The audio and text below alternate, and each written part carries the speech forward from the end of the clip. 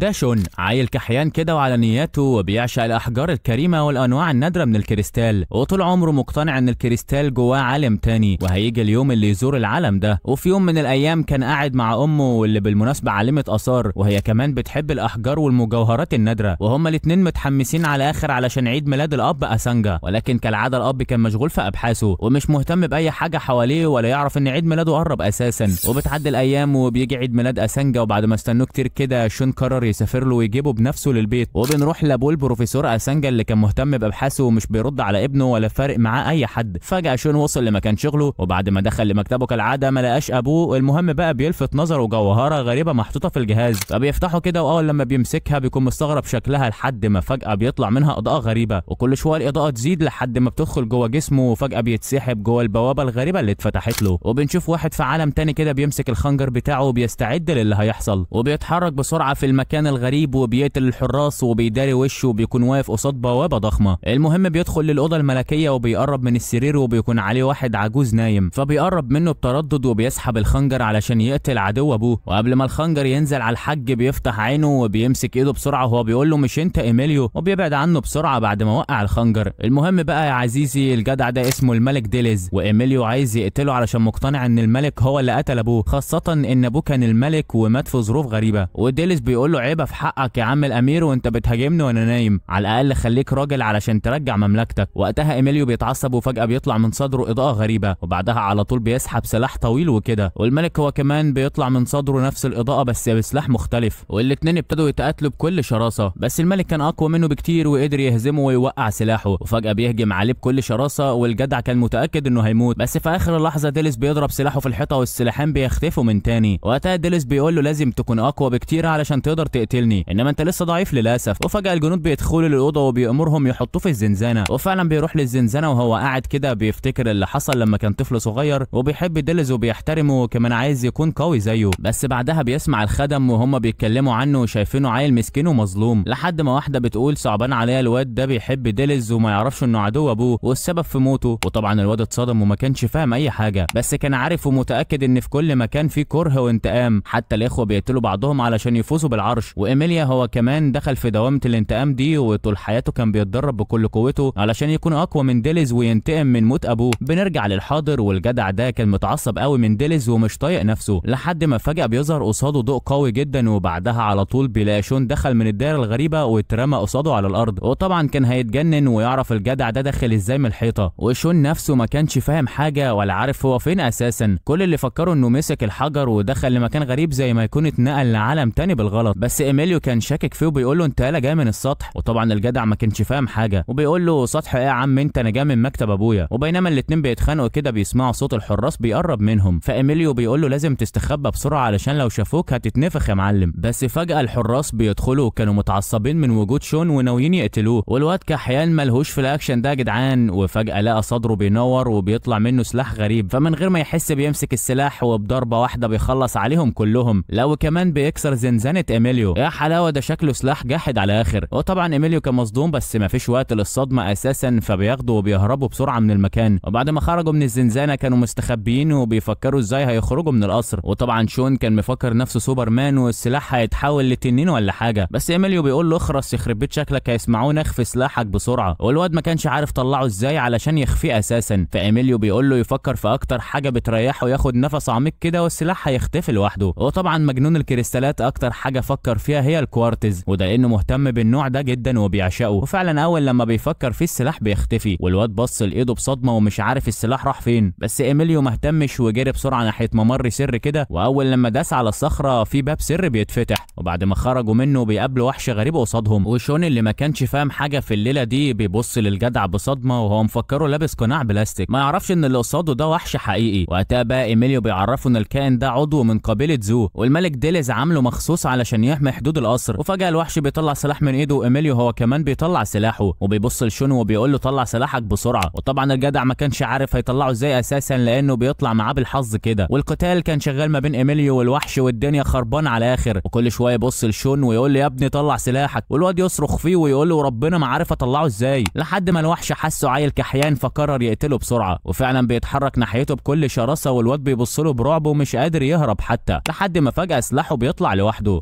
بيمسكه بسرعه وبيضرب الوحش بكل قوته، بس الوحش يا دوبك اتخدش كده ووقع على الارض وبيتعصب من ضربته، فبيستدعى سلاحه هو كمان عشان يهجم على شون المصدوم من الاكشن اللي بيحصل له. وقبل ما يقتله ايميليو بيصد ضربته وهو بيزعق فيه علشان يفوق، والوحش بيستغل كلامهم وبيضربهم بقوته المرعبه وبيوقعهم في البحر. بعدها بيظهر كائن غريب كده وقال له ما كانش ينفع نقتلهم، الملك هيزعل كده، بس الجدع ما اهتمش وعرفوا انهم وقعوا بالغلط. نروح بعدها للاتنين اللي كانوا تحت البحر وشون مش قادر يتنفس، بس ايميليو بيسحبه بسرعه وبيخرجه من البحر. بعدها بيدخله من مكان سري كده اسمه المجازير. المهم بقى ايميليو بيقول له انت ايه حكايتك وازاي شخص من السطح عنده الاثر المشوه، وطبعا كان قصده على السلاح الغريب، وشون ما كانش عارف يستخدمه ازاي، فبيقول له احنا فين وايه اللي بيحصل لي ده. وقتها شون بيعرفه انهم حاليا في اندورا، وده عالم تاني تحت سطح الارض. بعد شويه بيخرجوا من البير كده والواد مفرهد على اخر ولسه هياخد نفسه لقى حيوان صغير في وشه، وطبعا من الرعب كان هيقع، بس ايميليو سحبه بسرعه. بعدها بتظهر بنت قصادهم اسمها اليسيا، وكانت مستغربه من وجود شون. ساعتها ايميليو بيعرفها ان شون من سطح الارض. بعد شويه كانوا بيتحركوا في الغابه، وكالعاده شون قاعد يسال هو فين وبيعمل ايه، بس محدش راضي يجاوبه، وكل شويه يتخانق مع ايميليو لحد ما بيوصلوا لمكان جديد وبيتصدم من شكل الشمس، واللي ما كانتش شمس اساسا، لا دي كانت حجر الكريستال. وقتها شون كان متعصب وعايز يتعرف عليهم كده، فبيعرف اسم ايميليو ابن الملك لانجا، والبت كان اسمها اليسيا وحيوانها فالا. المهم بقى بيكملوا طريقهم قبل ما الجنود يوصلوا ليهم. بنرجع بعدها للملك اللي الاخبار بتوصل له وعرف بهروب الامير وكمان الشخص اللي ساعده. بيستخدم بقايا المعوج المقدس، وده يبقى سلاح نادر قوي جدا. المهم بقى الملك كان عايز كل المعلومات عن شون وسلاحه، وبعدها كان عارف ومتاكد ان ايميليو لسه عايش ومستحيل يموت بالسهوله، واكيد راح المكان اللي متعود دايما يروحه. بعدها بقى نرجع لايميليو والباقيين، وشون كان هيتجنن ويعرف رايحين فين. واخيرا اليسيا بتقول له رايحين لباسكال، وده واحد كده مسؤول عن الابحاث اللي في القلعه وهو اللي مربي ايميليو. وفجاه وهم بيتكلموا بيظهر قصادهم حيوان غريب زي الخنزير وبيجري عليهم بسرعه مرعبه. وقتها بقى ايميليو بيطلع سلاحه وبيزعق في شون علشان يخرج سلاحه هو كمان، وطبعا الواد مش فاهم حاجه لحد ما لقى فالا القصير اتحول لتنين ضخم واتحرك ناحيه الوحش، وايميليو هو كمان بيقاتله بسلاحه، بس الوحش كان اقوى منه بكتير لحد ما فالا بيمسكه وبيبدا يعض فيه بشراسه. والمعركه كانت شرسه بينهم وبين الوحش، ولسه شون هيشكر فيه ام في حيوان تاني بيهجم عليهم. وقتها بقى سلاحه بيطلع لوحده من جسمه وبيمسكه بسرعه وبيضرب بالوحش وبضربه واحده بيقتله. ولسه يرتاحوا ام فجاه كده اتحبسوا في الفخ واترفعوا في السماء، والوحش بيهزم فالا وبيجري بسرعه ناحيه ايميليو اللي بيلاحظ فخ تحت رجليه، فبيدوس عليه بسرعه وبيلبس في الوحش. بعدها بقى بيظهر عم باسكال وبيتضح ان هو اللي عامل الليله دي، وبعد ما رحب بيهم بيلاحظ سلاح شون. وقتها اليسيا هي كمان بتقول له ازاي معاك المعوج المقدس وانت من السطح، بس شون ما عرفش يجاوبها وبيخفي سلاحه من تاني وهو بيحاول يتعود على اللي بيحصل. بعد شويه بيدخلوا بيت باسكال، وايميليو وشون بيقعدوا في اوضه واحده وفضلوا يتخانقوا وما كانوش طايقين بعض. في نفس الوقت اللي فيه وحوش غريبه بتظهر في المكان وبتبدا تشم ريحتهم علشان تحدد مكانهم. بعد شويه شون بيقعد ياكل معاهم وبيتصدم لما بيلاقيهم دابحين الحيوانات وبياكلوها. بعدها بقى باسكال بيساله ازاي جه من السطح، فبيعرفوا انه كان في مكتب ابوه ولقى البلوره هناك وابتدت تنور بشكل غريب، وفجاه لقى نفسه في العالم ده. وبعدها لاحظ السلاح اللي بيطلع منه وقت الخوف. وقتها كلهم كانوا عارفين ان سلاحه ده من بقايا المعوج المقدس، وطبعا شون ما كانش فاهمهم، بس بيسالهم هيرجع بيته ازاي وهو فين اساسا وبيعمل ايه هنا. وقتها باسكال بيفكر شويه وبيقرر يساعده، فبيطلع خريطه كبيره كده وبيعرفوا ان ده الكوكب بتاعهم، وبيشاور على مدينه اندورا وده المكان اللي هم فيه دلوقتي وكان تحت الارض، وبيشاور على منطقه تانية اسمها اداماس، وده بقى يا عزيزي البلوره اللي شفناها من شويه ودي بديل للشمس. وبيشاور له بعدها على القطب الشمالي، وبيعرفوا ان ضوء الشمس الاساسي بيجي لهم من هناك. والاداماس بيفرقوا على المدينه كلها، وبالليل بيكون زي القمر وبينور المدينه كلها برضه. ساعتها شون بيقول له طيب ليه ما فيش اي نجوم في السماء؟ وقتها باسكال بيعرفوا ان اندورا ما فيهاش اي نجوم، وحتى مراحل اكتمال القمر مش بيشوفوها ابدا، والجو عندهم دايما ثابت مش بيتغير، وكل المعلومات دي ما حدش في سطح الارض يعرفها. وبيعرفوا بعدها ان كل الناس مقتنعه ان العالم السفلي هو الجحيم ومكان فظيع ومخيف، علشان كده ما حدش في العالم كله يعرف عن عالم اندورا. وطبعا شون قال له امال ليه كلكم عارفين عن سطح الارض؟ وقتها باسكال عرفوا ان زمان قوي كده كان في تواصل ما بين اندورا وسطح الارض، وبيوري له كمان كتاب عن الارض جاي لهم من السطح ولقيوه في المكتبه الملكيه، وده بقى فيه كل المعلومات عن سطح الارض. وقتها شون بيمسك الكتاب وبيتصدم لما بيلاقيه مكتوب من قبل ما يتولد، وده معناه ان في الوقت ده كان في اتصال بين سطح الارض واندورا. طب ازاي بقى الناس اتنقلت بين العالمين؟ ساعتها باسكال بيعرفوا ان في مدينه اسمها بابلون، ودي كانت بتربط بين العالمين ومن خلالها كانوا بيقدروا يخرجوا لسطح الارض، بس للاسف اتدمرت تماما، علشان كده الحاجز بين العالمين اتلغى، وعشان كده الملك ديليس بيحاول يبني المدينه دي من تاني، وكان خلاص قرب يخلصها بس حصلت مشكله، فلازم يحل المشكله دي الاول ويكمل بعدها بناء المدينه. المهم بعد الرغي الكتير ده باسكال بيقول له ما توريني بقايا المعوج بتاعك، وطبعا شون ما كانش عارف يطلعه لانه مش بيطلع غير لما يبقى في مصيبه. ساعتها بياخد نفس عميق كده وفعلا السلاح السلاح بيطلع لوحده. وطبعا باسكال كان مصدوم من شكله بس بيقول له زي الفل رجعه تاني بقى، وشون اتضايق منه بس بيرجعه بكل سهوله. ساعتها ايميليو كان بيبص له بصدمه لما لقاه اتعود على سلاحه وبيقدر يتعامل معاه. وقتها بقى شون بيقول لباسكال يطلع سلاحه هو كمان. ساعتها باسكال بيعرفوا ان مش كل اللي في بندوره عندهم اسلحه المعوج المقدس، وفي ناس كتير ما عندهاش الموهبه دي. وقتها شون بيقول له واليسيا هي كمان ما عندهاش تقريبا، بس اليسيا عرفته ان فالا هو سلاحها المقدس. وباسكال ابتدى يشرح له الليله دي بقى علشان نفهمها، وبيعرفوا ان بقايا المعوج المقدس دي عباره عن طاقه قويه من اندوره واسمها تشوه الجسميات، وطبعا دي مش عندنا في سطح الارض بس هي اللي بتدي لهم القوه، والطاقه اللي من الجسميات هي اللي بتتحول للاسلحه. المهم بقى شون ما اهتمش بحصه العلوم دي وكان عايز يروح لبابليون ويستنى هناك علشان يرجع لبيته في اسرع وقت. وكالعاده بيتخانق هو وايميليو اللي ما كانش عاجبه الكلام، وباسكال بيفتكر اللي حصل زمان لما راح للملك ديليز وعرفه ان الاتصال بين اندوره وسطح الارض خطر جدا لان العالم بتاعهم لازم يفضل سري. بس للاسف الملك ما اهتمش بكلامه وباسكال قرر يتخلى عنهم قبل ما المصيبه اللي خايف منها تحصل. بعدها بنشوف الملك كان قاعد مع مساعده اللي عرفوا ان بابليون هتتبني من تاني، بس في عيب مخيف هو اللي هيمنع الليله دي، وباسكال هو السبب في المشكله دي. والملك بيقول له يحل الموضوع بسرعه علشان كل حاجه ترجع لطبيعتها. المهم بقى بنشوف الجنود والحيوانات الخطيره رايحه لبيت باسكال اللي ابتدى يتهز بشكل مخيف، والجدع بيجري بسرعه وبيبص من الشباك وبيلاحظ وجودهم وعرف ان دول الحرس الملكي. وقتها بقى الفخاخ اشتغلت والانفجارات اللي حطتها حوالين البيت ابتدت تنفجر في الحيوانات وشويه اكشن كده وصواريخ من اللي قلبك يحبهم. بعدها بيطير بصاروخ ضخم هو والباقيين وبيطيروا في الجو. ساعتها بقى بيعرفهم ان هو السبب في ان بابليون لحد دلوقتي ما جهزتش، بس كان عارف انهم هيكتشفوا الغلط اللي عمله في يوم من الايام ويحلوه. ساعتها شون بيفرح وبيقول له يعني انت هتقدر ترجع بابليون؟ فبيقول لهم ايوه في الوقت اللي انا عايزه. وطبعا شون بيفرح جدا بس بيقول له على فكره الجنود هاجمونا بسبب ايميليو علشان هرب من سجن القلعه. بعدها بقى بيكملوا طريقهم لمكانهم المجهول، وبعد شويه بيوصلوا لمكان سري كده كان تحت الارض، وده مكان باسكال مجهزه بعيد عن المدينه علشان لما يعمل مصيبه يستخبى هناك. وبعد ما جهزوا حاجاتهم بيقعد مع ايميليو وبيساله ازاي اتعرف على شون، فبيعرفوا انه كان في الزنزانه وظهرت كوره بيضه سحريه كده بشكل مفاجئ، ولما بص فيها شاف مكان جميل عمره ما شافه قبل كده. بعدها بقى شون خرج منها. بنرجع بعدها لشون اللي كالعاده مجنون بالاحجار، ولما اليسيا بتستغرب من حبه الغريب ده بيعرفها ان امه عالمه اثار وهي اللي حببته في العالم ده وكانت دايما بتحكي له باستمرار. بعدها بقى بيبص للارض وبيقول لها انا سمعت عن نظريه انجراف الارض، اعتقد المكان ده اسمه شامبالا، بس اليسيا قالت له لا اسمه اندوريا. وقتها شون بيقول لها انت عمرك ما فكرت تروحي للسطح؟ الغريب بقى لما بتقول له لا ما ينفعش وعمري ما هفكر في كده. في نفس الوقت باسكال بيتكلم مع ايميليو وبيقول له حتى لو العالمين عرفوا بعض ما ينفعش يتجمعوا، خاصه ان الكتب القديمه حذرتهم من ده، والكل عارف ان تحت الارض هو الجحيم او ارض الموت، وفي ناس قليله اللي مفكره ان تحت الارض جنه اسمها شامبالا. الصدمه دي بقى لما بيقول له بعد سنين كبيره قدرنا نصنع بديل لبابليون وصنعنا منطقه بابل وهي اللي كانت بتوصل اندورا لسطح الارض، بس بعد فتره هي كمان وقفت والملك بيحاول يصلحها، عشان كده عايز مساعده باسكال وفريقه، بس طبعا باسكال رافض ومش عايز العالمين يتواصلوا ببعض. المهم بقى ايميليو كان كاره الملك جدا ومعتبره شيطان اناني، بس باسكال بيقول له ما تنساش ان هو اللي رباك ويعتبر زي ابوك برغم كل اللي بيحصل بينكم، بس لسه بيحبك. بس ايميليو ما اهتمش وقال له انت كنت عارف انهم هيجوا عندك صح؟ فباسكال بيعرفه ان هو اللي بوظ الرسم البياني لبابل عشان ما يقدرش يرجعها، فعشان كده بيدوروا عليه. وقتها ايميليو بيتصدم وبيقول له انت قصدك ان الملك رايح لبابليون علشان يرجع بابل؟ فباسكال بيقول له ايوه، فلازم نوصل قبله ونصلح بابل علشان نرجع شون لعالمه من تاني، وبعدها هبوظ المدينه للابد. وطبعا ايميليو بيتصدم من كلامه بس باسكال ما اهتمش وسابه ومشي. وقتها ايميليو بيبص لسلاحه وبيفتكر الماضي لما كان طفل عنيف وبيتدرب بشكل قوي جدا ومحدش عارف يتعامل معاه غير باسكال اللي اتعرف عليه وابتدى يهتم بيه ويعرفه حاجات كتيره في كل المجالات. وفي يوم باسكال كان بيجري ورا الملك وبيحاول يعرفه انه لو رجع بابل هيدمر اندورا، بس الملك ما اهتمش بكلامه وكمان طرده من وظيفته. وقتها ايميليو كان بيراقبه وساعتها كرهه للملك زاد. وبعد شويه خلونا نرجع للملك اللي كان متعصب لما عرف بهروب باسكال، وطبعا الجندي كان بيعتذر له لحد ما لقى مجموعه الوحوش بتقول له اركن على جنب احنا اللي هنجيبه من قفاه. وقتها الملك بيعرفهم ان اخرهم يعرفوا الاخبار الجديده وممنوع يقتلوا حد فيهم. المهم بنرجع لباسكال اللي بيتنكر ويغير شكله علشان يجيب لهم اكل يكفيهم، وقال لهم لو ما رجعتش بكره بالليل قابلوني في قريه ميجيدو، بس يخلوا بالهم علشان الطريق خطر جدا. المهم بيسيبهم وبيمشي، واليسيا قررت تروح تدور على ميه يشربوها، وايميليو استغل الوضع وقال لشون لازم نتكلم. وبعد ما اليسيا مشيت الاتنين بيقعدوا بالعافيه وهم مش طايقين بعض، بس ايميليو بيقول له انت مش عايز ترجع بيتك؟ فشون بيقول له اكيد انا مش طايقكم اساسا. وقتها ايميليو بيقول له يبقى تساعدنا نقتل الملك ديليز، وطبعا شون بيرفض تماما، بس ايميليو عرفه ان الملك رايح لبابليون ولو وصل قبلهم مستحيل شون يرجع لبيته، فلازم يهزموه قبل ما يروح هناك. وطبعا عرفه ان عنده خطه والموضوع هيكون سهل. ساعتها شون بيضطر يوافق علشان يعرف خطته، وايميليو عرفه انهم هيتحركوا بعد ما اليسيا تنام علشان مش هينفع ياخدوها معاهم. وفجاه اليسيا ذات نفسها بتوصل والاتنين اتوتروا منها جامد وكانوا فتحوا لولو ايميليو اللي سحب شون من قفاه عشان يروحوا يصطادوا شويه حيوانات، وبالفعل خرجوا وطلعوا اسلحتهم وكانوا ماشيين في الغابه علشان يصطادوا خنزير. المهم حطوا خطتهم ان شون هيجيب الخنزير لحد ايميليو اللي المفروض يقتله، وبالفعل شون اتحرك وخوف الخنزير اللي بيتحرك بسرعه بشكل عشوائي ناحيه ايميليو، وخلاص الواد بيستعد للقتال بس اتكفى على وشه قبل ما الخنزير يقتله. شون بيتدخل بسرعه وبيخلص عليه، وبعدها بياخدوه لإليسيا اللي طلعت ترحب بيهم، بس كالعاده الاتنين بيتخانقوا قربوا يقتلوا بعض. بعدها إليسيا بتجهز الاكل وشون ما كانش عاجبه حوار انه بياكل لحم الخنزير بس مضطر بقى. المهم بقى بالليل كده ايميليو بيصحى وبيتاكد ان إليسيا نايمه، فبيصحي شون وبيتحركوا بسرعه لمكان غريب كده. بعدها بيبص بالمنظار وبيقول اخيرا لقيتهم، وبيتضح انه كان عايز يقتل المخيمات بتاعه الجنود. وقبل ما شون يفهم قصده لقى الحراس محاصرينهم وحاطين الاسلحه على رقبتهم، وبيتضح بقى انهم مش تبع الملك ديليز وكانوا ناويين يقتلوهم. واحد بيقول لهم الكل هنا عارف ان منطقه اجونا بتاعتنا وما ينفعش حد يهاجمنا فيها الا لو ناوي على موته. وطبعا شون ما كانش فاهم حاجه لحد ما ايميليو قال له دول الناس اللي هيساعدونا في مهمتنا. ساعتها كلهم كده قعدوا يبصوا لبعض لحد ما ايميليو عرفهم انه الامير وعايز يتكلم مع القائد بتاع منطقه الاجناتوس، والقائد كان قدامه اصلا واسمه ديمو، وكان مستغرب ان الامير بنفسه جاي يقابله. وقتها بقى ايميليو عرفه انه عايز مساعدته هو وفريقه علشان يهزم الملك ديليز، وطبعا كلهم اتصدموا من كلامه. والصبح بيطلع عليهم وهم لسه بيتكلموا، وايميليو عرفه انه دايما بيسمع اشاعات عن فريق ديمو انهم مجموعه من العصابات القويه وعندهم قوتهم القتاليه اللي خلتهم اقوى من قبيله زو. المهم بقى العصابه ابتدت تتريق عليه وما كانوش مهتمين بكلامه، وده بيعصبه جدا وبيعرفهم انه تخلى عن كل حاجه علشان يهزم الملك. وقتها ديمو ما كانش مقتنع بكلامه بس قرر ياخده على قد عقله، وبيقول له طيب تمام فلنفترض انك قتلت الملك، ناوي على ايه بعد كده؟ الغريب ان ايميليو ما عرفش يجاوبه بس اضطر يقول له مش عارف انا بس عايز اموته. وقتها القائد فضل يضحك على كلامه وقام مسكه من هدومه وهو بيقول له هو احنا فاضيين لهبلك ده؟ الملك المفروض يزعل انه مربي عيل فاشل زيك وفي الاخر عايز تقتله كمان. ساعتها ايميليو بيتعصب وبيطلع سلاحه ويا دوبك بيجري عليه بكل قوته علشان ينفخه، قام الجدع محرك ايده بسرعه مفاجئه وموقعه على الارض، وعرفه ان اللي ناوي عليه ده غلط علشان ما ينفعش يتخلى عن كل حاجه بسبب انتقامه. وبينما هما بيتكلموا شون بيطلع سلاحه ويا دوبك هيعيش الدور، قام الجدع مكتفه بالحبل ومشعلقه زي الذبيحه. بس ايميليو مهتمش وبيقول له يعني انا بعد ما اقتل الملك لازم اخد مكانه واكون الملك انا كمان. وقتها ديمو بيقول له والله يا ابني ده اللي المفروض تفكر فيه، بس احنا كده كده لو قتلنا الملك مش هنستفاد لان اي ملك هيكون ملوش لازمه من غيرنا. فشون المتشعلق بيقول له خلاص هو هيسمع كلامك لحد ما يكون ملك قوي وتكونوا في فريقه. وقتها ديمو بيسحب سلاحه وبيوقعه على الارض وبيقول لهم لو عايزين تيجوا معايا ما عنديش مشكله، بس هتشتغلوا بلقمتكم كده مش فاتحينها سبيل احنا، ولو نجحت وهزمت ديليز هنساعدك دايما وهنكون رجالتك، بس لو فشلت هنتخلى عنك. بنرجع بعدها لعم باسكال اللي راح لواحد زميله كده في الشغلانه عرفه اللي بيدور في القصر وازاي ديليز ورجالته بيشتغلوا طول اليوم علشان يرجعوا بابل، ولحد دلوقتي ما حدش كان عارف الملك عايز ايه بالظبط من الارض. وكمان عرفوا ان في واحد من الباحثين اكتشف ان الاثار المشوهه الاسلحه يعني بتاعه اندورا كل شويه بتقل بشكل غريب، فلازم يعرفوا الملك ناوي على ايه بالظبط. خلونا نرجع بعدها لقريه ديمو، بنلاقي ايميليو وشون متبهدلين وقاعدين يغسلوا الهدوم، وحتى فرقه ديمو بتشاركهم في ده. وبينما هما بيتكلموا كده في واحده اسمها ايلو بيغمى عليها، وقتها بيعرفوا ان البنت دي منحوسه وعلى طول بتقع في المصايب، لا وكمان عندها قوه خاصه كده انها بتقدر تشوف مستقبل الشخص. وقتها شون بيفرح وبيقول لها شفت ايه عني؟ فبتقول له انا شفت مستقبلك عالم جديد اول مره اشوفه، انا شفتك واقف هناك لوحدك. وطبعا شون كان فرحان على الاخر لانه هيرجع بيته، والرؤيه دي اكدت له الموضوع، بس اللي ما يعرفوش ان ايلو شافت في نظراته خوف وصدمه كبيره من شيء مجهول. بعدها بنرجع لباسكال اللي وصل للكهف وشاف إليسيا المتعصبه وعرفته ان الاثنين مختفيين من الصبح، فبيقول لها اكيد راحوا البابليون لوحدهم وناويين على مصيبه فخلينا نلحقهم. وبالفعل بياخد طيارته الصغيره وبيتحرك ناحيه مكانهم. بنرجع بعدها للاثنين اللي كالعاده بيتخانقوا ومش طايقين بعض، وشون ابتدى يعك في الكلام وقال له انت شخص مجنون واناني وعايز تقتل ابوك وطبيعي الكل يكرهك محدش يحبك ابدا. وقتها ايميليو بيتعصب من كلامه وبيطلع سلاحه، وشون هو كمان بيطلع سلاحه بس بيرموا الاسلحه في الارض وبيبداوا يتخانقوا بايديهم وبوكس من هنا على ضربه من هنا، والاثنين وشهم اتبهدل على الاخر وكانوا بيقاتلوا بعض بكل شراسه وقوه لحد ما اغمى عليهم من التعب. بس ديمو وصاحبه بيرموا عليهم ميه وبيفوقوهم، وديمو مقتنع ان الخناق اللي بينهم ده هو اللي هيقوي صداقتهم. وبعد شويه بياخدهم للخيمه علشان يتنافسوا في مهمتهم الجديده، فكان ماسك شويه تقارير كده وقال لهم ان كل النبلاء اللي في المناطق اللي جنب القلعه كلهم كده بربطه المعلم مع الملك، لا وكمان كلهم مش طايقين فرقه ديمو وعايزين يخلصوا منهم. وطبعا فريق ديمو كانوا زعلانين لان الناس دي حتى ما ادهمش فرصه علشان يسمعوهم واعتبروهم اعداء بسبب الملك. بس ديمو عرفهم ان كل لما يمشوا ناحيه الطريق الشمالي هيلاقوا ناس كتيره بتكره الملك، خاصه ان الناس دي اتحدت الملك وما كانوش موافقين على اوامره علشان كده اترموا في الشمال. بعدها بيكمل وبيعرفهم انه حاليا حاليا ما يعرفش اي حاجه عن الحرس الملكي ولا حتى عددهم كام، بس ايميليو بيقول له عددهم 80,000 جندي. وقتها ديمو بيتوتر شويه لان العدد ده اكبر بكتير من اللي كان متوقعه، وطبعا مستحيل يدخل في حرب دلوقتي مع الحرس الملكي وهو ما عندوش فريق كبير. فهو وفريقه ابتدوا يتناقشوا في الموضوع لانه اكيد صعب يجمع جيش كبير، فكان لازم يخلي عشيره زو تساعده. وطبعا ايميليو قال له انت اتجننت يا عم زو، مين اللي تتحالف معاهم؟ دول نصهم جنود عند الملك. بس ديمو ما اهتمش وقال له جربت تتكلم مع حد فيهم قبل كده؟ ساعتها شون اللي بيرد وبيقول له انا قتلت واحد فيهم قبل كده، ده جدع مفتري وقوي جدا وصعب اصلا يوافقوا على كلامك. بس برضه ديمو قال له جربت تتكلم مع حد في زو؟ ساعتها شون بيستغرب بس بيقول له لا ما جربتش. فديمو بيعرفهم ان اهل زو اغلبهم مضطهدين من الملك، وانه بلاء بيستحقروهم يعني وشايفينهم اقل منهم بكتير، فعشان كده ممكن يوافقوا ينضموا لمهمتهم، ولو ده حصل هيكونوا جيش قوي جدا. بعدها بيقول للويز هحتاجك تتفاوضي معاهم، لازم نقنعهم يقفوا معانا ويحاربوا زينا علشان نحقق هدفنا. بس شون ما كانش مهتم بالليله دي وعايز يروح لبابليون ويرجع بيته احسن. فبيقول له اصلا انت كل الدوشه دي عشان تخلص من الملك ديليز، وانا عرفت ان الملك ده رايح لبابليون فخلينا نروح له هناك احسن. الغريب ان ديمو بيتصدم لما بيعرف ان الملك رايح هناك. بعدها بقى ايميليا وشون كانوا رايحين للخيمه بتاعتهم مع لويز، وكل واحد فيهم كان بيفكر امتى هيخلص من التاني ويرتاح منه. بعد شويه بيوصلوا للخيمه وكالعاده كل واحد مش بيبص للتاني ولا كانهم اعداء، وشون كان عايز يتاكد ان كان الوحش اللي قابلوه ده من زو ولا لا. وبعد شويه لويز بتيجي بعلبه الادويه، بس شون بيسالها ليه ديمو عايز يتعاون مع زو مع انهم شويه وحوش في الاول والاخر. ساعتها لويز بتقول له مش كلهم وحشين، بس دول اكتر ناس اتاذت من المملكه وفي سبب كبير ورا عنفهم ده، والسبب ده هم الاندراس. بتعرفوا بعدها ان اغلب البشر اللي في اندورا اتولدوا من جنس انادوا، والزو هم كمان مولودين من الانادوا والحيوانات، وكلهم كانوا عايشين مع بعض وزي الفل لحد ما فئه الاندراس ابتدوا بقى يضايقوا الزو يعذبوهم وكمان يسيطروا على كل اللي في اندورا. وفئه الاندراس دي مولودين من البشر مش من جنس الانادوا. بعدها بقى بتعرفوا منها نص زو، وطبعا هم كانوا مفكرينها بشريه علشان اغلب الزو شكلهم مخيف وما بيتكلموش كتير، بس في فئه منهم كده كويسين. بعد شويه بتعالج جروحهم وشون بيقول لها هو ديمو قابل حد من الزو قبل كده؟ فبتعرفوا بقى ان ديمو من عيله كبيره وليها وضعها، وكان عايش مع مراته ومش مهتم باي حاجه بتحصل، بس كل حاجه اتغيرت بسبب صاحبه اللي من الزو. وبنرجع كده للماضي وبنشوف ديمو هو عيل صغير راكب حصانه في الغابه، بس فجاه بيهجم عليه وحش والحصان بيوقعه على الارض وبيهرب. وطبعا الواد فضل ماشي في الغابه وما كانش عارف يروح فين، وفجاه كده بيطلع له واحد من الزو بس نوعا ما شكله بشري. وقتها ديمو بيترعب منه وبيطلع له الفلوس علشان ما يقتلوش. الغريب بقى ان الواد بيقرب منه وما بيهتمش بفلوسه، وبيقول له انت من المدينه اسمك ايه؟ فديمو بيقول له على اسمه، والواد التاني بيعرفه انه اسمه لوسيو وهيرجعه بيته، وبيصفر كده وبيخرجوا الخنزير الضخم. وقتها ديمو بيخاف من لوسيو، بيطمنه وبيركبه على الخنزير وبيحطه على حدود المدينه، بس ديمو اتعلق بيه وكان عايز يشوفه تاني. وقتها لوسيو بيصفر كده صفاره مميزه وبيقول له لو عايز نعمل كده وهجيلك على طول. وفعلا كل ما ديمو يعوز يشوفه بيروح للغابه وبيصفر ولوسيو بيظهر له، والاتنين اتصاحبوا على بعض جامد وكانوا بيطلعوا رحلات كتيره مع بعض. بعد فتره بيقابلوا وحش ضخم وديمو بيحاول يقتله بسيفه، بس الوحش كان اقوى منه. ساعتها لوسيو بيطلع سلاحه المقدس وبيبدا يقاتل بيه الوحش، وبيقدر يجرحه في دراعه بكل شراسه والوحش بيضطر يهرب. بس ديمو كان زعلان علشان دايما ضعيف ومعهوش حتى السلاح المقدس، وكان مقتنع ان اللي معاهم السلاح ده بس هم اللي اقوياء، على عكس لوسيو اللي قال له السلاح مش هيفيدك في حاجه، علشان تكون قوي لازم تتدرب كتير وتقوي مهاراتك القتاليه. بس طبعا ديمو كان مقتنع انه من غير السلاح هيفضل ضعيف، وده بيخلي لوسيو يتخانق معاه، والاتنين فضلوا يضربوا ببعض لحد ما ديمو وقع على الارض واتهزم. بس لوسيو بيقول له انت شجاع ولو اشتغلت على نفسك هتكون قوي، السلاح ملوش لازمه طالما اللي ماسكه ضعيف. وبتعدي كام سنه والاتنين بقوا اصدقاء جدا ومتعلقين ببعض. وفي يوم كانوا ماشيين في المدينه لحد ما لقيوا اتنين من البشر بيعذبوا حيوان من الزو عشان الجدع تعب وعايز يرتاح. ولما ديمو بيتعصب وبيقول لهم ايه الهبل اللي بتعمله ده، الجدع هو كمان ما بيهتمش وكان هيضربه بالكرباج لولا لوسيو اللي طلع سلاحه بسرعه وقطع له الكرباج. بس الحاج اتعصب وقال له حيوان زيك بيطلع سلاحه عليا انا؟ ده انت يومك اسود. وبيجيب رجالته وابتدوا يضربوا في لوسيو بكل شراسه، وديمو حاول يساعده بس اتضرب هو كمان وبيقع على الارض. واخر حاجه شافها هو صاحبه وهو بيتعجن بسببهم وكلهم ملمومين عليه وبيضربوه. بس بالليل بياخدوا لبيته وهو زعلان على اللي حصل له، بس لوسيو بيفتح عينه وبيتكلم بصعوبه وهو بيقول له خلي بالك من نفسك يا صاحبي، اتبسطت قوي عشان كنت صاحبك في يوم من الايام. وفجاه بيغمض عيونه وبيموت. وطبعا ديمو اتصدم على الاخر وقعد يعيط وهو بيقول هيجي اليوم اللي هكون قوي هنتقم لك منهم. بعد شويه بيفوق على صوت لويز اللي عرفته انها عالجت جروحهم وسابتهم في الخيمه، بس كالعاده بيتخانقوا ومش طايقين بعضهم. وقتها ديمو بيقول لها سيبيهم هيجي اليوم اللي هيكونوا فيه اصحاب ويتفاهموا. بعدها بقى بنرجع للاتنين اللي نايمين بعيد عن بعض وكل واحد بيفكر في حياته، وشون بيفكر في الثوره اللي هيعملوها علشان يقتلوا الملك وشايف كل ده هبل ولازم يسيبهم ويرجع العالم بتاعه، على عكس ايميليو اللي كان عايز الثوره تنجح علشان يقتل ديليز ويخلص منه. تاني يوم كده شون بيروح يقابل إيلو وبيكون عايز يسالها عن الرؤيه اللي شافتها امبارح في المستقبل، فبيقول لها انت لو شفتيه تاني تقدر تقولي لي ايه اللي هيحصل فيه؟ فقالت له ايوه اكيد. ساعتها بقى بيفكر يخوفها او يأذيها، خاصه انها بتشوف المستقبل لما بتتعرض لخوف او مشاعر كتيره، فبيعمل نفسه خايف كده وبيشاور لها على الارض واللي كان اصلا فيها فخ، بس البنت ما داستش عليه. ساعتها بيسحب الحبل بسرعه بس الفخ بيقع بعيد عنها. وقتها عرفت اللي ناوي عليه فقررت تنتقم بقى وقالت له لو لقيت طائر اندورا الازرق هتقدر ترجع للسطح بسهوله، وبتشاور له على مكان كده هيلاقي الطائر فيه. وطبعا الواد ما صدق وبيجري بسرعه بس بيقع في الفخ اللي معمول، بس ما بيهتمش وبيقوم بسرعه عشان يلاقي الطائر الازرق. وقتها فيلو بيقول لها ما فيش طائر اسمه كده اساسا، فعرفته انها عملت كده علشان تنتقم منه، بس هي اصلا بتشوف المستقبل بشكل مفاجئ ملوش علاقه بالخوف او المشاعر زي ما الكل مفكر. بنروح بعدها لمجموعه الوحوش اللي من الزو اللي كانوا بيدوروا على جيش ديمو علشان يخلصوا منهم، وفي نفس الوقت يخطفوا الامير ويرجعوه للملك. والقائد بيقول لهم يعملوا اللي هم عايزينه والمهم الامير ما يحصلوش اي حاجه. بعدها كلهم بيطيروا في السماء لما بيحسوا بشون داخل عليهم، بينما شون المسكين قاعد يجري علشان يدور على الطائر الازرق. وفجاه وحش الزو بيظهر له، وطبعا الواد كان مصدوم على الاخر. بس في نفس الوقت يا عزيزي باقي فريق الزو بيهجموا على المكان كله وبيكسروا الخيم ويقتلوا السكان، وكانوا مبهدلين الدنيا على الاخر. وشون المسكين كان بيقاتل الجدع الضخم ده لوحده وبيصد ضرباته بصعوبه، وايميليو كان بيجري بسرعه وبيدور عليه وبيحاول يقنع نفسه انه مش مهتم بيه، بس في الحقيقه كان خايف جدا عليه. بينما شون كان بيحاول يقاتل بكل قوته، بس للاسف الوحش كان اقوى منه بكتير وبيضربه بكل عنف لحد ما وقعه على الارض وطير سلاحه، وكان خلاص هيقتله لولا ايميليو اللي اتدخل في الوقت المناسب وصد ضربته. المصيبه بقى ان وسط المدعكه دي الاتنين لسه بيتخانقوا برضه. شون بيقول له ايه اللي جابك، انا مش عايز مساعدتك، وايميليو بيقول له اخرس يلا وخلينا نهزم البتاع ده وبعدها نكمل خناق. ساعتها الوحش بيقول لهم الملك عايزك عايش من غير ولا خدش، فانا عندي فكره احلى، وبيبدا يقتلهم وبيطير سلاح ايميليو، بس شون بيجري عليه بسرعه وبيضربه بكل قوته، بس الوحش فضل يصد ضرباته لحد ما طيره بكل عنف على الشجره وبيجري عليه بسرعه علشان يقتله. الصدمه بقى لما سلاح شون بيكون اقوى وبضربه واحده بيطير الوحش، وطبعا شون مصدوم ومش فاهم ايه الاضاءه القويه اللي حصلت دي، بس الوحش قال له انت ازاي طورت سلاحه بالسرعه دي. بعدها بقى هما الاثنين اول مره يتحدوا وبيجروا على الوحش وبيضربوه بكل شراسه وبيعملوا له جرح قوي في صدره فبيضطر يهرب منهم. ولسه هيرتاحوا من المجزره دي سمعوا صوت المعركه الشرسه اللي بين فريق ديمو ووحوش الزو، والدنيا كانت خربانه على الاخر وكلهم بيقاتلوا بكل قوتهم ضد الزو. وفجاه بتحصل اضاءه قويه في السماء بتشتت الكل وبيتضح ان فريق ديمو اختفوا من المكان. وطبعا الوحوش كانوا متعصبين بس القائد قال لهم اهدوا لاننا هنستفاد منهم في حاجه تانية. بنشوف بعدها شون وايميليو بيجروا بكل سرعتهم في الغابه قبل ما حد يشوفهم، وبعد ما وصلوا المكان بعيد بيقفوا يرتاحوا هم مستغربين من الضوء اللي ظهر، بس بيقابلوا اليسيا وباسكال اللي بيتضح ان هو اللي عمل الضوء ده بادواته الغريبه، والجهاز اللي استخدمه كان اسمه الحرق الضوئي. بس ايميليو ما كانش حابب وجودهم لان مهمته خطيره. ساعتها باسكال عرفوا منهم صحاب ولازم يساعدوه لما يقع في مشكله، خاصه بقى لو مع مجموعه خطيره زي فريق ديمو. وقتها الفريقين قعدوا يبصوا لبعض والواضح كده انهم هيولعوا في بعض قريب، بس ايميليو بيقول لهم دول صحابي مش جايين يتخانقوا ولا ياذوا حد، ولكن ديمو ما اقتنعش لان الاثنين دول مع الملك ديليز. وقتها ايميليو ما عرفش يجاوبوا بس اضطروا يتحركوا من المكان قبل ما الوحوش يلاقوهم تاني. وبعد شويه بيوصلوا لمدينه جديده بس فريق ديمو قرروا ياخدوا جنب كده ويبعدوا عنهم، وشون واقف محتار مش عارف يتصرف، خاصه ان باسكال واليسيا كانوا متعصبين منهم ومش عايزين يتعاملوا معاهم. بعد شويه باسكال بيقعد مع ايميليو وبيقعد يهزقه لما اتاكد ان ايميليو اتجنن وعايز يقتل الملك اللي رباه المفروض زي ابوه بالظبط، لكن ايميليو ما اهتمش وكان عنده رغبه قويه في الانتقام من اللي قتل ابوه الحقيقي، وعشان كده تعاون مع فريق ديمو. وقتها باسكال بيقول له طيب انت متاكد ان الملك فعلا هو اللي قتل ابوك؟ مش يمكن تكون غلطان. وطبعا ايميليو ما كانش عنده دليل على كلامه، هو يا دوبك سمع الخدم بيتكلموا وصدقهم من غير ما يتاكد ان كان كلامهم صح ولا لا. وقتها باسكال بيحاول يقنعه ان ممكن يكون غلطان في حق الملك او حتى الملك يكون عنده سبب لقتل ابوه، بس ايميليو كان مقتنع ان ديليز قتل ابوه علشان العرش ويكون الملك مكانه، ورفض يسمع كلام باسكال وسابه ومشي. بنرجع لاليسا اللي كانت متعصبه من ايميليو علشان سابها في الكهف ومشي، وبينما هي ماشيه بتقابله في طريقها فبتفتكر اللي حصل زمان وازاي اتعرفت عليه، وبنعرف انها من قرايب الخدم وبتحب تدخل القصر باستمرار، وهناك اتعرفت على ايميليو اللي كان عنيف جدا وهو بيتدرب على المبارزه بالسيف. المهم بقى خلونا نرجع لفرقه ديمو اللي دوروا في المدينه كلها وما لقيوش الحرس الملكي، بس ديمو عرفهم انهم مش هيقدروا يقعدوا هنا كتير ولازم يجمعوا عدد كبير ويكملوا مهمتهم، وفي نفس الوقت قرر يخلي شون وايميليو معاهم شويه يمكن يفيدوهم. وبينما هم بيتكلموا كده شون كان بيدور عليهم وبيسال صاحب المطعم عنهم وفضل يتخانق معاه لحد ما ديمو بيدخل له يقعد معاهم. وقتها شون بيعرفوا ان ايميليو واصحابه متعصبين بزياده وهم ما بيحبش النكد، وبيعرفهم ان اليسيا وباسكال صحابه من زمان وباسكال كان شغال في المختبر الملكي. بعدها بقى بيعرفهم انه مش مهتم بالليله دي وعايز يروح لبابليون بسرعه علشان يرجع لبلده، ومش مهتم بقتاله ولا حتى مساعده ايميليو علشان ينتقم من الملك، هو عاوز يرجع لاهله وبس. وقتها ديمو طلع الخريطه وعرفه ان الطريق لبابليون صعب ولازم في الاول يعدوا على بحر كبير وغابات مليانه وحوش خطيره وليله كبيره سيادتك، بس شون مهتمش وكان عايز يرجع لامه اللي اكيد لوحدها دلوقتي علشان ابوه على طول بيسيبها لوحدها في البيت. المهم بقى ديمو بيعرفوا ان الملك ديليز هو كمان راح لبابلون، وده معناه ان عدد جيشه هيكون قليل جدا عن اللي في القلعه، فدي فرصه كويسه عشان يخلصوا منه، وبكده اتفقوا يروحوا لبابلون بسرعه عشان يقتلوا الملك. وعلى ذكر الملك كان واخد جيش يشوا عربياته في طريقه لبابلون وما يعرفش اللي هيحصل له هناك. بنرجع بعدها لابطالنا اللي كانوا بيجهزوا الخيم والاكل ونوعا ما متعاونين مع بعض شويه، وفيلو بياخد ايميليو وشون من قفاهم كده عشان يراقبوا المنطقه، بينما الباقيين كل واحد راح يعمل حاجه. ولويس بتتعرف على اليسا اللي ما كانتش فاهمه ازاي بيتعاملوا معاها عادي كده، وكانت مفكرهم قطاع طرق ولا حاجه، بس لويس كانت مبسوطه بوجودها لان ما كانش في بنات كتير في الفريق. بعدها بقى بتقول لها مش ايميليو هو الوارث الوحيد للملك ديليز، فبتقول لها ايوه الملك ما عندوش اولاد. ساعتها بتسالها عن شون وليه دايما الاتنين بيتخانقوا كده، وقتها البت هي كمان قالت لها مش عارفه بيكرهوا بعض كده ليه، بس كل اللي اعرفه عن شون انه من السطح ومعاه سلاح مقدس زينا. بنروح بعدها للثلاثه النكديين دول، والواد شون ما كانش طايقهم علشان واحد نكدي والتاني ما بيتكلمش كتير، والجدع فرفوش فمش عاجبه الحال ده، فبيسال فيلو وبيقول له انتوا ليه عايزين تخلصوا من الملك مع انكم اصلا اضعف من جيشه بكتير وكنتوا هتموتوا النهارده. وقتها بقى بيقول له الظلم في اندورا ابتدى يزيد بشكل ملحوظ، والناس الفقيره في البلد دي بيتداس عليهم وبيتعذبوا، سواء بقى وحوش ولا بشر كله بيتعرض للتنمر والتعذيب مع انهم ما عملوش حاجه غلط. وبيكمل بعدها وبيعرفهم ان كل الناس اللي معاهم حاليا هم اللي متبهدلين وطالع عينيهم، وديمو بيجمعهم وبيحاول يغير العالم الظالم ده، وعشان كده كون فريقه كلهم عايزين يساعدوه. بعدها ما بيقدرش يكمل كلام فبيقول لهم روحوا انتوا من هناك وانا همشي لوحدي، وبالفعل بيسيبهم وبيفتكر الماضي بتاعه لما كان عيل فقير وكحيان وبياكل من الزباله كمان، بس للاسف البلطجيه ما سابوهوش في حاله وعلى طول بيضربوه، والواد يتيم ومالهوش حد فكان بيبات في الشارع في التلج ده لحد ما في يوم ديمو راح له وضمه لفريقه، ومن هنا حياته اتغيرت. خلونا بقى نرجع لباسكال اللي كان معاه جهاز كده بيقيس بيه قوه البحر. وقتها ديمو بيجي يتعرف عليه وبيقول له انت فعلا كنت شغال في المختبر الملكي، فباسكال بيقول له كنت بقى دلوقتي ادينا عايش مع نفسي. بس ديمو بيقول له طيب تفتكر الملك ديليز عايز ايه من الليله دي واللي بيعمل كده اصلا؟ لكن للاسف باسكال عرفه ان الملك محدش يقدر يتوقعه ولا يعرف بيفكر في ايه لانه مش بيتناقش مع اي حد اصلا، والوحيد اللي بيفهم دماغه هو ايميليو. وقتها ديمو بيسيبه وبيمشي لما ما لقاش منه فايده، بينما باسكال بيبص لجهاز القياس اللي معاه وخاف لما عرف ان بقايا القوى المقدسه ابتدت تقل زي ما كان متوقع بالظبط. وقتها بيبدا يفكر وهو بيقول على كده بقى بناء بابل من الاول هو السبب في الحاله دي ولا في سبب تاني؟ تاني يوم كده كلهم بيستعدوا لرحلتهم الجديده وكل واحد هدفه مختلف عن التاني. ايميليو عايز يقابل الملك وينتقم منه، وشون عايز يرجع للسطح ويخلص من الناس دي. بعد شويه بيوصلوا لمكان جديد وبحري، وشون كان فرحان جدا بمنظره الغريب، وديمو بيعرفهم من المنطقه دي اسمها اماديوس، وهي في الاصل اكبر المدن البحريه في اندورا، ولازم يعدوا من المدينه دي علشان يوصلوا بعدها لبابلون، بس قبلها يعدوا على جزيره تانية فيها مجموعه كبيره من الزو. المهم بعد شويه شون وايميليو بيدخلوا اوضتهم، وقبل ما يتخانقوا كالعاده باسكال عرفهم ان الطرق اللي هيعدوا عليها درجه برودتها عاليه جدا، فلازم يشتروا لبس تقيل علشان ما يتجمدوش، وطبعا الاتنين مش طايقين بعض ومش عايزين يخرجوا سوا. ساعتها اليسا قررت تروح معاهم، وبعد شويه بيتحركوا في المدينه وهم متحمسين لحد ما بيقابلوا ديمو وايلو اللي كانوا بيظبطوا كل حاجه عشان يتحركوا بكره. بس ديمو ما كانش عاجبه لبس شون اللي واضح جدا انه من السطح. وقتها ايلو بتحط عليه شال كده عشان شكله يتغير شويه، وبعدها ديمو بيقول له يشتري القمت وده اكله مشهوره هنا كده ولازم يجربها. وبعد شويه بيتحركوا في المدينه علشان يشتروا الطلبات، بس شون كان مفلس ومعهوش غير عمله واحده من السطح وملهاش لازمه، وحتى اميلو هو كمان كان كحيان ومفلس، ومفيش غير اليسا هي اللي هتصرف عليهم النهارده ومعاها فلوس كتير. المهم وهم ماشيين كده ايميليو بيحس بحد بيتحرك بسرعه وراه، بس بيضطروا يكملوا طريقهم ويجربوا الاكله الجديده. وبعد استمتاع كبير في المكان كده واشتروا شويه حاجات كتيره، فجاه عيل بيهجم على ايميليو وبيسرق سلاحه وبيجري بسرعه. وقتها ايميليو هو كمان بيجري وراه بسرعه شديده، وفضل يطارده هو واصحابه لحد ما مسكه، وقبل ما يضربه بيلاحظ اخواته الصغيرين اللي خايفين عليه. وقتها اليسا بتهدي الاطفال وبتديهم اكل، وكانت عارفه انهم بيسرقوا علشان يقدروا يعيشوا، ومتعاطفه معاهم جدا على عكس ايميليو اللي ما كانش بيخرج من القصر فما يعرفش اي حاجه عن شعبه. وشون ابتدى يلعب مع الاطفال علشان يهديهم من اللي حصل، واليسا هي كمان بتشاركوا اللعب. وبعد شويه بالليل كده بيكملوا طريقهم علشان يرجعوا للفندق، وفجاه في طفله غريبه بتهاجمهم، بس ايميليو بيحميهم بسرعه وبيطلع سلاحه المقدس علشان يصد الهجوم الغريب ده، وشون هو كمان بيطلع سلاحه، والثلاثه كانوا واقفين بتوتر ومش عارفين مين اللي بيهاجمهم، لحد ما فجاه كده بتظهر طفله غريبه. وقتها بيشيلوا اسلحتهم وهم مستغربين من وجودها، وايميليو بيقرب منها علشان يسالها عن اهلها، بس فجاه البت بتبص له بشر وبتهاجمه بسلاحها الغريب لولا شون اللي بعده عنها بسرعه. وبيتضح ان معاها نجوم متفجره كده مجرد ما بتلمس الهدف بتنفجر. الغريب انها كانت بتطلعهم بشكل تلقائي وبعدد كبير وبتهاجمهم بيها، وطبعا ده سلاحها المقدس وما كانوش فاهمين ازاي طفله قويه بالشكل ده. بس ايميليو ما اهتمش وسحب سلاحه وبيجري عليها بسرعه، بس في اخر لحظه البت بتختفي وبتظهر في مكان تاني وبتهاجمه بكل اسلحتها، وكل اللي بتقوله هقتل الامير. وايميليو قاعد يصد ضرباتها بصعوبه، ولما شاف شون بيقرب علشان يهاجمها جسمه بيتجمد وما بيقدرش يتحرك. وقتها بتبعده عنها بعنف كده وبتوجه اسلحتها ناحيه ايميليو المصدوم، وكل هدفها تقتل الامير. وبالفعل بتهاجمه وبيحصل انفجار قوي، بس بيتضح انه اتحمى بغطاء سحر كده بتاع اليو اللي جت في الوقت المناسب علشان تحميه. بعدها بقى ديمو بيظهر ورا الطفله اللي بتبعد عنه بسرعه وبتبدا تهاجمه بكل شراسه، والجدع بيصد ضرباتها بكل مهاره وما كانش مهتم بقوتها المرعبه دي، وقاعد يجري وراها ويهاجمها بسلاحه، وكل هدفه يمسكها قبل ما تهرب منه، والبت قاعده ترمي عليه المتفجرات وديمو ما كانش متاثر بيها وبيهاجمها هو كمان، لحد ما بيقف قصادها وبيهاجمها بسلاحه وبيحصل انفجار، بس بيقف وراها بسرعه وبيكتفها. ولما لاحظ الطوق اللي على رقبتها عرف ليه هي شرسه بالشكل ده. وقتها ايلو بتقول البت دي مغتاله، يعني قاتله محترفه، اغلب اللي زيها في الاصل اطفال يتامى وفقراء، واللي عنده بقايا مقدسه بياخدوه ينضفوه ويبيعوه في السوق السوداء، وبيتدربوا على القتال وبيتباعوا له النبلاء والملوك. بيتكمل بعدها وبتعرفهم ان بعد ما بيتخطفوا بيقتلوا كل المشاعر اللي جواهم وبيعلموهم ازاي يقتلوا علشان يعيشوا، واللي بيرفض او يعصي اوامرهم بيتعذب بكل قسوه، ولما بيكبروا بيبقوا آلات قتل مرعبه محدش بيعرف يصد ضرباتها. المهم بقى ديمو كان مكتفها والبت بتحاول تهرب منه بكل شراسه، ولحد دلوقتي مش عارفين بنت زي دي عايزه منهم ايه بالظبط. بس شون بيقول لهم انا سمعتها بتقول عايزه اقتل الامير وقعدت تقولها كتير، وده معناه انها مبعوثه هنا مخصوص علشان تقتل ايميليو. بس فجاه البت بتغفل ديمو وبتفلت منه وبتطلع سكينتها وقررت تقتله الاول علشان تكمل مهمتها، وفعلا بتروح ناحيته بسرعه وبتبدا تهاجمه بسرعه شديده لحد ما فجاه بيضرب الطوق اللي على رقبتها. وقتها البت بتتصدم وبتفتكر اللي حصل لها لما كانت محبوسه في القفص ومربوطه بالسلاسل وكل اللي قدامها صوره ايميليو. وقتها بتفوق من ذكرياتها وبتطلع اسلحتها المتفجره من تاني علشان تقتل ديمو اللي ما كانش مهتم بقوتها ومتاكد انه هيسيطر عليها، وفعلا بيتخطى كل ضرباتها لحد ما بيوصل لها وبيكسر الطوق اللي على رقبتها. ساعتها بتتصدم تاني وبتفتكر لما كانت بتتعذب وبيجبروها تقتل الناس البريئه، بس ديمو بيمسكها بهدوء وبيقول لها خلاص كابوسك خلص، كملي حياتك وانسى اللي حصل لك. لكن البت بتقول له من غير القتل مفيش سبب للحياه، بس ديمو بيقول لها لا في سبب، انا هخليكي في فريقي وهنهتم بيكي ونساعدك تعيشي طفولتك. وبعدها بيمسك لعبتها وبيقول لها عايزك تبتسمي دايما زيك زي الاطفال اللي في سنك. وقتها البنت بتقرر تسمع كل كلمه بيقولها وتنفذ كل كلامه، وبعد شويه بياخدوها وبيرجعوا للويز وفيلو اللي كانوا مستغربين من وجودها وبيسالوها عن اسمها، وكالعاده مش بترد على حد غير لما ديمو بيسالها وبتقول له اسمها ميشا، وكلهم بيرحبوا بيها في فريقهم كفرد جديد لحد ما بينزل باسكال هو كمان بيرحب بيها وبيقول لها مضطر اسيبك بقى معاهم يا ميشا عشان همشي النهارده. وبعدها بيخرج يقعد مع ايميليو لما بيحسوا مش بخير، وايميليو كان مصدوم من اللي شافه وما كانش يعرف اللي بيحصل للاطفال في المدينه وازاي بيتعذبوا وبيتدمروا، وكان عايز يغير كل ده. بعدها بقى باسكال عرفه انه هيرجع للقصر علشان عايز يشوف شيء معين كده ويتاكد منه، وبعدها هيرجع لهم تاني. وفعلا في الصبح بيودعوه كلهم وهم كمان بيكملوا رحلتهم، وبعد شويه بيوصلوا لسفينه ضخمه كده وباين عليها متكسحه ومهجوره، بس الراجل بيعتذر ليهم وعرفهم ان شكلها لازم يكون كده علشان محدش من مسؤولي المدينه يحس بيهم. وفعلا ديمو بيشكروا وكلهم بيطلعوا على السفينه، وبعد شويه فيلو وميشا كانوا بيتدربوا على القتال، والبت كانت قويه جدا وبتهاجمه بكل عنف، والجدع ما كانش قادر عليها لحد ما ليوز وقفت القتال. بينما شون المسكين اول مره يركب سفينه اساسا فجاله دوار البحر وما كانش قادر يستحمل، لولا ايلو ادت له شويه حبوب كده بتوقف الدوار. وفعلا لما بياخدهم بيكون كويس، وكانوا مستغربين من اختفاء ايميليو. وعلى ذكر ايميليو فهو كمان عنده نفس الحساسيه ودايخ ومتبهدل على الاخر، وبيدخل يتخانق مع ديمو وبيقول له انت متاكد فعلا انك هتقدر تقنع الزو ينضموا لينا؟ وقتها ديمو كان واثق فيهم وعارف ان مش كل الزو وحشين، بالعكس ده اغلب اللي اتطردوا للجزيره دي مظلومين واتحبسوا في الجزيره علشان ما يقدروش يهربوا منها. المهم بقى بعد شويه الطريق كان صعب وشويه مطر على عواصف على امواج والعيال متبهدلين على الاخر، خاصه ايميليو وشون اللي اتخبطوا في السفينه كلها رايح جاي لحد ما كانوا هيقعوا في البحر لولا فيلو انقذهم، على عكس البت ميشا اللي كانت واقفه بكل بروده على سطح السفينه ومستمتعه بالجو المنيل ده، لحد ما ديمو عرفهم ان في جزء في السفينه اتكسر وكده هيكونوا في خطر لما وصلوش بسرعه، وايميليو قررت تحط الحاجز السحري بتاعها علشان السفينه ما تغرقش. المهم بقى تاني يوم السفينه وصلت للجزيره وشون وايميليو نايمين في الارض وبيطلعوا في الروح، وفجاه الزو بيهجموا عليهم وبيكون عددهم كبير ومحوطينهم من كل مكان. وطبعا ميشا كانت لسه هتسحب سلاحها وتمس عليهم لولا ديمو وقفها وعرفها انهم مش جايين يقتلوا حد، وبعدها بيتكلم مع القائد وبيقول له محتاج مساعدتك. بس بعد شويه كده بنلاقيهم كلهم متكتفين وقاعدين في الارض ما عدا لويز علشان هي واحده من الزو. وطبعا البت حاولت تدافع عن صحابها بس القائد سكتها وعرفها ان دي طريقتهم علشان يدافعوا عن نفسهم. وقتها شون كان متوتر هو وايميليو اللي عرفوا ان اللي بيحصل ده طبيعي بسبب اللي حصل لهم من الاندراس. وقتها القائد بيتكلم وبيقول لهم انتوا حتى مش خايفين مني، وده معناه انكم جايين مخصوص والاكيد انكم الاجناتوس مجموعه الثوار وقائدكم اسمه ديمو. وقتها ديمو بيعرفوا انهم محتاجين مساعدته هو وشعبه عشان يقتلوا الملك، وطبعا كل الزو بيتعصبوا من كلامه مرعوبين من الاندراس، لكن القائد بيقول له لما نساعدك هنستفاد ايه؟ وقتها ديمو بيقول له ليكم الحريه والاحترام وهترجعوا بلدكم من تاني بدل الجزيره دي ومحدش هيتعرض لكم نهائي. بس القائد بيتكلم بغضب وبيقول له ومن امتى واحنا ينفع نثق في الاندراس؟ انتوا نسيتوا اللي عملتوه فينا، انتوا ما ينفعش حد يثق في كلامكم. وقتها شو بيستغرب من كميه الكره ده فبيقول لي ايلو هم الاندراس عملوا ايه فيهم عشان يكرهوهم بالشكل ده؟ وقتها ايلو بتقول له الزو اساسا اقوى من الاندراس بكتير وكانوا بيشتغلوا كل حاجه في المدينه، واللي بيغلط فيهم بيتعاقب واللي بيتعب ولا يتعجز بيترمي في الجزيره. المهم قائد الزو بيقول له لو عايزني اساعدكم يبقى توافق على موتك، ولو رفضت هقتلك صحابك واسيبك انت بس اللي عايش، لو انت صادق فهتكون عارف ان حياتك مش مهمه مقابل نجاح خطتك. وطبعا فيلو وميشا بيتعصبوا اتعصبوا من كلامه وكانوا عايزين يقتلوه، بس ديمو كان بارد جدا وعرفهم ان خطته لازم تنجح والناس تقاتل الملك ويهزموه. وبيبص للقائد وبيقول له انا موافق تموتني، بس مقابل ده تساعد فريقي ورجالتي ما تاذيش حد منهم. وفعلا القائد بيوافق وبيشاور للحارس اللي مسك سلاحه عشان يطير رقبه ديمو اللي مستسلم تماما. وقبل ما السلاح يلمسه لويس بتتحرك بسرعه وبتكسر سلاحه وقالت لهم مش هسمح لكم تقتلوه. الغريب ان فيلو وإيلو بيقولوا اقتلونا مكانه احنا موافقين. وقتها الزو بيتعصبوا كانوا عايزين يقتلوهم لحد ما القائد بيصرخ بصوت عالي، وهو في الاصل اسد اساسا فصوته كان عالي جدا، وبيسكت الكل. وبعدها بيقول لديمو انا احترمت قرارك وموافق اساعدك، هستناك في مكتبي. بعد شويه كلهم كانوا متجمعين في اوضه واحده ومش مصدقين انهم لسه عايشين وعدت على خير. وبينما هم قاعدين كده بيلمحوا اطفال من الزو، اول لما بيبصوا عليهم بيجروا بسرعه، وشون وايميليو بيطلعوا وراهم بس بيتصدموا لما بيلاقوا الكل بيبص لهم برعب وخوف شديد، وما كانوش مصدقين ان الوحوش دي خايفه منهم بالشكل ده، على عكس لوز اللي عرفتهم ان بسبب قوه الزو فالكل كان بيكرههم وبيستخدموهم زي الخدم ومطلعين عينيهم، فعشان كده دول اكتر ناس عانوا من الملك وقراراته الظالمه. بنرجع بعدها لقائد الزو ديمو اللي كان قاعد معاه وبيحاولوا يوصلوا الحل، ولما الجدع بيقدم له مشروب ديمو بيشربه بسرعه علشان يثبت انه واثق فيهم ومش مخونهم، والحركه دي بتعجب القائد اللي بيقول له معاك قائد الزو اسم جراد. وقتها ديمو بيسلم عليه والجدع بيعرفه انه موافق على طلبه وناوي يساعده، بس في الاول عايز يعرف هو ناوي على ايه بالظبط، هل ناوي يقاتل الجيش بتاع الملك؟ الغريب لما ديمو قال له لا انا مش هدخلك لا انت ولا اهلك في اي قتال، انا عايز الثوره تحصل من غير ما اي حد يموت من الطرفين، كل اللي عايزه ابين للملك ان انا اقوى منه وان معايا ناس كتير هتساعدني في قراري. بعدها القائد بيقول له مين اللي هيكون الملك بعد كده؟ ما هو لو ما فيش ملك المجتمع والمدينه كلهم هيتدمروا. وقتها ديمو بيقول له حد غير اللي هيكون الملك، لان انا لو بقيت الملك الكل هيقول ان عملت الثوره دي عشان اسيطر على الحكم، بس ما تقلقش اختار ملك كويس ما يظلمش حد ويعامل الكل بنفس المعامله وما يفرقش ما بين غني وفقير.